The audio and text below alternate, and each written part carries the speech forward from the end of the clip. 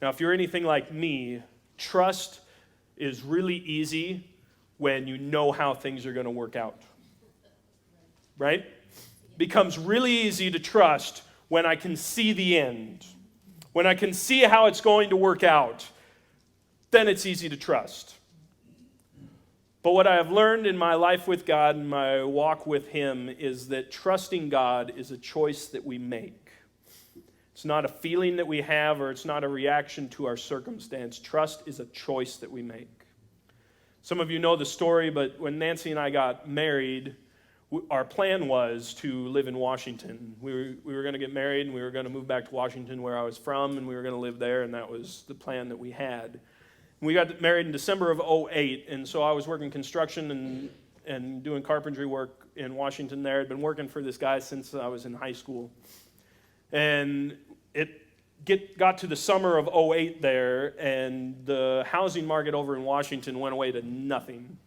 The economy was going down, and things were just kind of drying up. And so as we get to the end of summer there, the guy that I was working for comes to me and goes, I can't guarantee you that we're going to have work next year. He's like, we've got the jobs that we're working on now, but I don't really have anything lined out going forward. Like, things are just drying up, and there's just not work right now. Everybody's fighting for work. And so at the end of that, with a few months before we got married, we made the choice that Nancy had a part-time job here, and at least that was better than nothing. So we changed our plans, and we moved over here within a couple months. And we moved over here, found a super sketchy apartment. So bad. It was really bad. Makes you appreciate your house. That's what God uses that for. But got in there, and we got married, and I can remember having nights just laying there during that time going, God, what in the world is happening?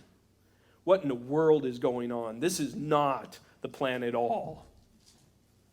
But now, being 11 years removed from that, getting to see God work and getting to see God move in that, I can stand back and go, God, you are God. And you are in control. You have a plan and you have a purpose. And your purposes are good. Like Hebrews tells us, He works together all things for good for those that love Him. And so when we get to this point, no matter what you're going through in your life, no matter where you're at, whether it is school that you are facing and you just don't know whether you can really go back to it this next week, sorry, it's coming.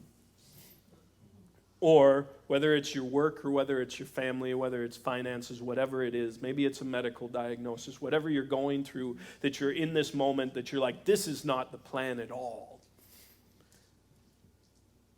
This story here in Matthew tells us God knew that it was going to happen that way.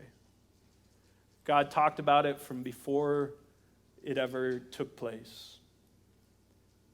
Nothing surprises Him. Nothing catches Him off guard. He is God, and He loves you. And so if we trust in Him, if we make the choice to trust Him, He will guide us, He will be with us, and He will see us through. It doesn't mean that we won't have struggles. It doesn't mean that we won't have nights that we still lay awake praying to God. But what we can do is we can make the choice to trust in Him. We can make the choice to trust in God, the God that knows the beginning from the end, the God that holds us in His hand. As the psalmist writes there in Psalms 139, you know everything about me, God, and what a joy that is. In Isaiah 41, when he talks to Israel and he says, you should be comforted that I am God, that I know what will take place. I know where you are at right now, and I know where I'm taking you. If you trust me, you can have peace.